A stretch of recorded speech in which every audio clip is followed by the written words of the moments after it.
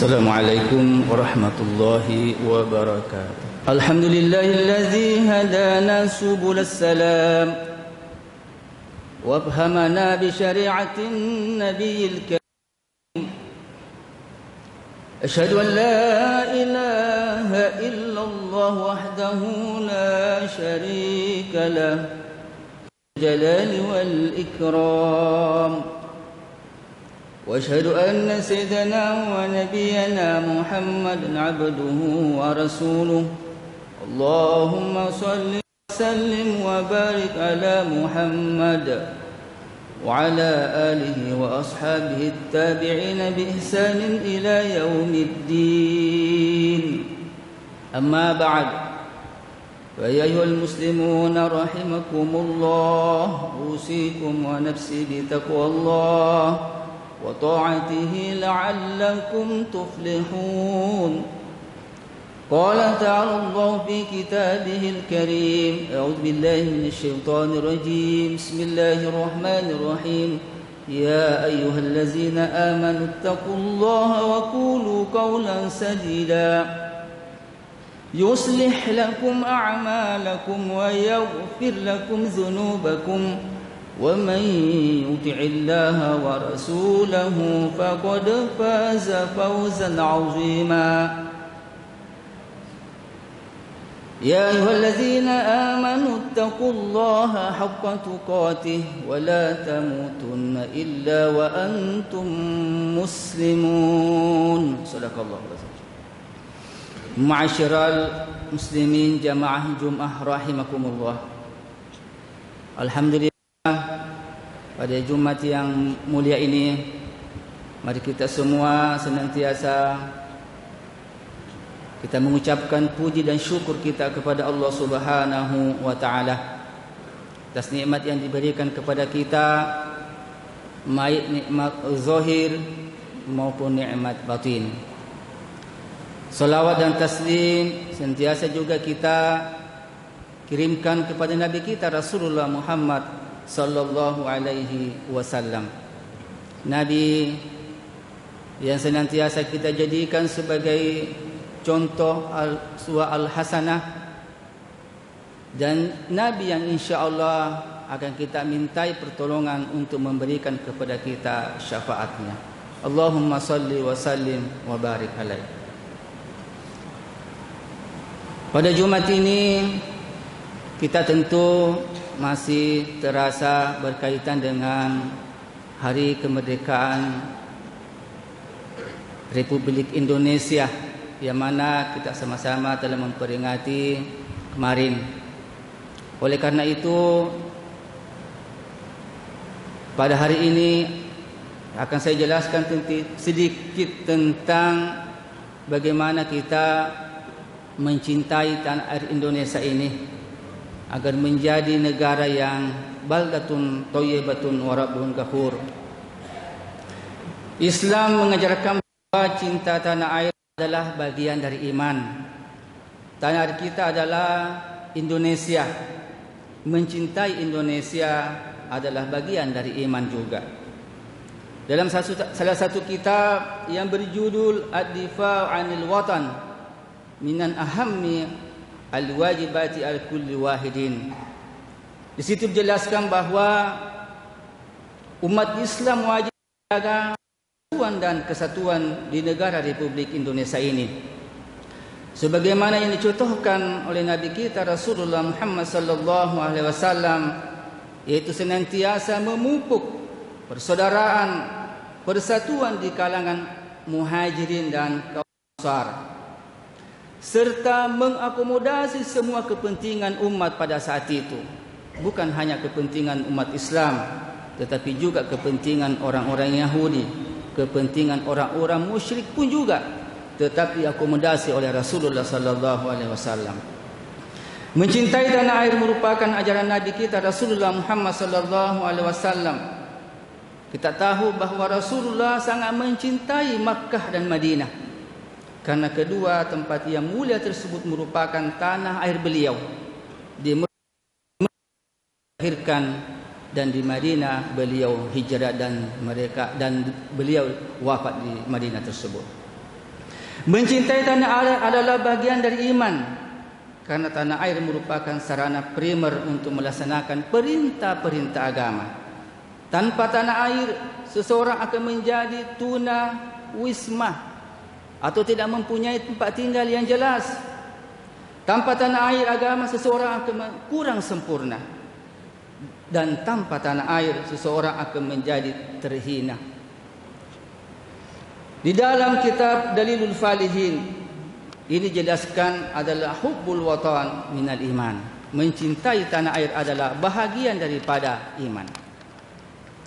Terkait anjuran untuk mencintai tanah air, Nabi kita Rasulullah sallallahu alaihi wasallam memberikan teladan di dalam sebuah hadis. Haddatsana Qutaibah, haddatsana Ismail bin Ja'far an Humaid an Anas radhiyallahu anhu, anna Rasulullah sallallahu alaihi wasallam kana iza qadima minas safar fa nazara ila judrat al-Madinah aw da'a rahilatahu wa in kana ala dabbatin rakkaha min hubbiha. Ketika Rasulullah sallallahu alaihi wasallam hendak datang dari bepergian, beliau mempercepat jalannya kendaraan yang ditunggangi setelah melihat dinding kota Madinah. Bahkan beliau sampai menggerak-gerakkan binatang yang dikendaranya tersebut. Semua itu dilakukan sebagai bentuk kecintaan beliau terhadap Madinah, yaitu tanah airnya. Al-Hafiz Ibnu Al-Asqalani dalam Fath Al-Bari menjelaskan bahawa hadis tersebut menunjukkan keutamaan Madinah dan dianjurkannya mencintai tanah air serta merindukannya. Dalam konteks Indonesia, negara kita Indonesia, menjaga kemerdekaan Republik Indonesia, menjaga Pancasila sebagai dasar negara kita, menjaga Bhinneka Tunggal Ika, menjaga Undang-Undang Dasar 1945 adalah bahagian dari agama, bahagian daripada keimanan kita. Syekh Muhammad Amin Asy-Syinkiti sebagaimana dikutip oleh dalam satu kitabnya yang mengatakan bahawa Al-Quran telah memposisikan umat Islam pada posisi yang merdeka, mulia, terhormat, maju dan mandiri. Ketika umat Islam dalam posisi terkebelakang, miskin atau dalam kondisi yang mundur, lebih disebabkan oleh kecerobohan umat Islam itu sendiri, yaitu meninggalkan kewajiban dalam mengelola kehidupan duniawi. Al-Imam An-Nawawi menyatakan dalam pendahuluan di Al-Majmu', wajib bagi umat Islam untuk bekerja mandiri dan produktif di dalam segala kebutuhan hidupnya, walaupun hanya memproduksi sebuah jarum ataupun garam.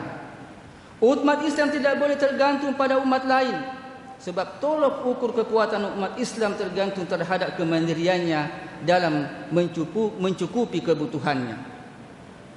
Untuk mengisi kemerdekaan dan mewujudkan negara Indonesia merdeka, maju dan berdaulat, setiap warga memperjuangkan bangsa sesuai dengan profesi masing-masing. Jika kita menjadi pejabat, jadilah pejabat yang baik, amanah, jujur dan tidak korupsi. Jika kita menjadi pendidik, jadilah pendidik yang baik, produktif, melahirkan karya ilmiah, jujur dan mengabdi kepada masyarakat.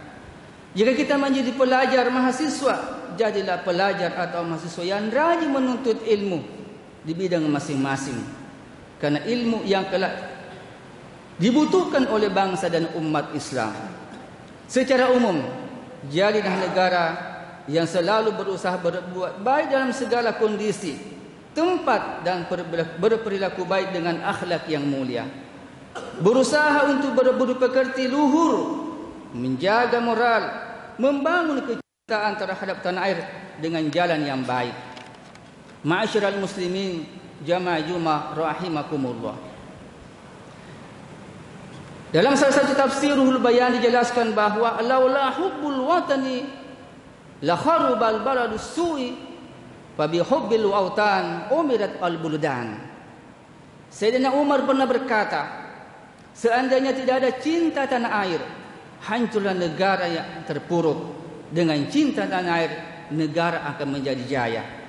Dengan kecintaan terhadap tanah air kita Indonesia.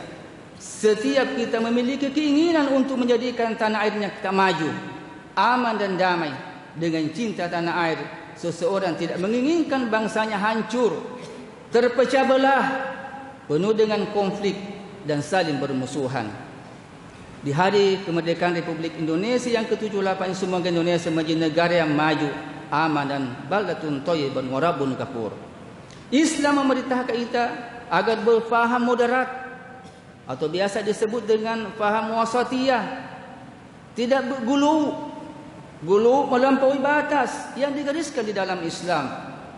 Tidak taksir, tidak ceroboh sehingga tidak sampai pada batas yang digariskan oleh Islam. Tidak ekstrem, baik ekstrem kanan maupun ekstrem kiri. Faham keagamaan yang moderat adalah faham yang diajarkan disampaikan oleh ahlu sunnah wal jamaah dan diyakini oleh mayoritas umat Islam, baik pada masa lampau maupun pada masa akan datang. Faham ini yang harus kita selalu jaga dan junjung tinggi untuk membangun negeri kita Indonesia.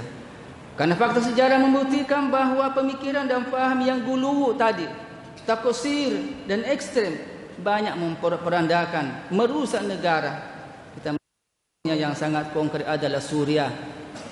Ada Afghanistan yang sampai saat ini tidak bisa membangun negaranya disebabkan karena pemahaman yang ekstrem. Oleh karena itu, kita sebagai generasi muda, sebagai bangsa Indonesia, marilah kita senantiasa menjaga negara kita dari segala keterpurukan, sifat-sifat gulu tadi, sifat-sifat ekstrem tadi. Itu kita membangun dengan sifat-sifat al-wasatiyah, sifat-sifat yang moderat.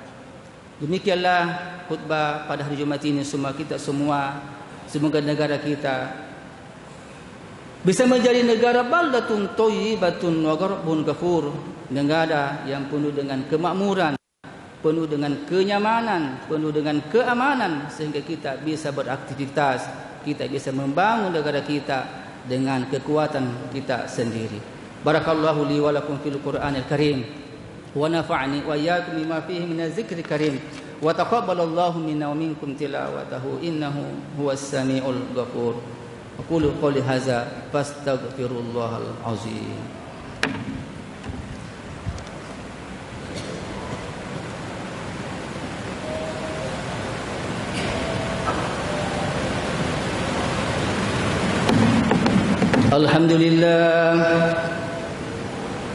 Alhamdulillah ala ihsanihi wa syukru lahu ala tawqifihi wa amnatihi. أشهد أن لا إله إلا الله وحده لا شريك له وأشهد أن سيدنا محمدا عبده ورسوله والداعي إلى رضوانه.